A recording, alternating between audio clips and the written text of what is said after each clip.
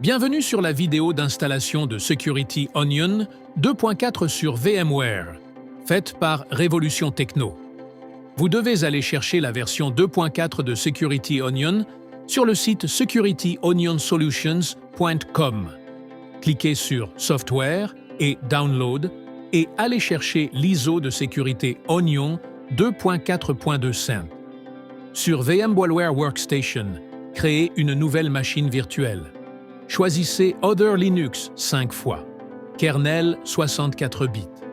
Pour le CPU, ça vous prend minimum 4 cœurs, un process et 4 cœurs. Pour la mémoire RAM, vous avez besoin minimum 24 Go. Pour votre disque dur, 200 gigaoctets minimum. Et pour le réseau, moi, je préfère des interfaces bridged et host only.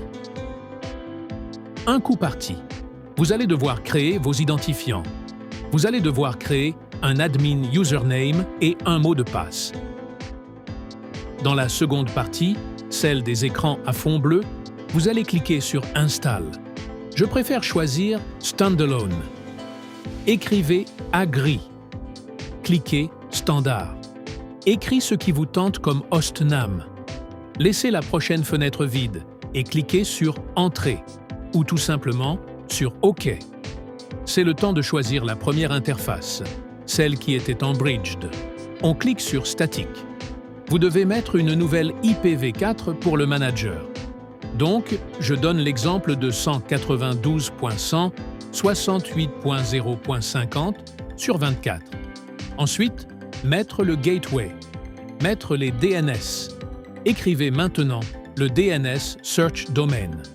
Je vous donne un exemple. somoameme.local. Pour la connexion à Internet, cliquez sur Direct. Pour le spectre IP du Docker par défaut, cliquez sur Yes. Choisir maintenant la deuxième interface.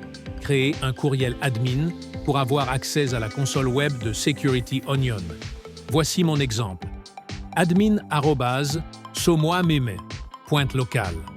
Créer un mot de passe pour l'admin de la console web. Pour avoir accès à l'interface web, cliquez sur IP. Pour avoir accès à l'installation de Security Onion via l'interface web, cliquez sur Oui. Définir le spectre du réseau. Ici, nous parlons de télémétrie. Faites votre choix. Mon choix, à moi, c'est non. Nous avons presque fini l'installation, et voici donc les informations pertinentes de la configuration. Je vous recommande de les vérifier avant de cliquer sur Oui. À la fin de l'installation, quand ça va être terminé, vous allez avoir les informations pour entrer dans la console web. Laissez le temps au programme de s'installer. Ça peut prendre beaucoup de minutes, alentour de 20 minutes minimum. Ensuite, allez sur la console web de Security Onion à l'IP que vous avez créé. Vous allez arriver à la page générale de Security Onion avec toutes les options qui sont à gauche. Amusez-vous, allez les voir. Il se peut que dans Grid, vous ayez un problème à corriger, si c'est celui d'Elasticsearch Pending. Évidemment, vous allez devoir mettre dans le manager cette longue commande que je vais évidemment écrire dans les commentaires et que vous pourrez copier et coller et mettre dans le manager. Le manager, vous allez devoir évidemment le gérer via SSH. C'est bien important. C'est la meilleure façon de communiquer avec Security Onion. Voici donc le dashboard.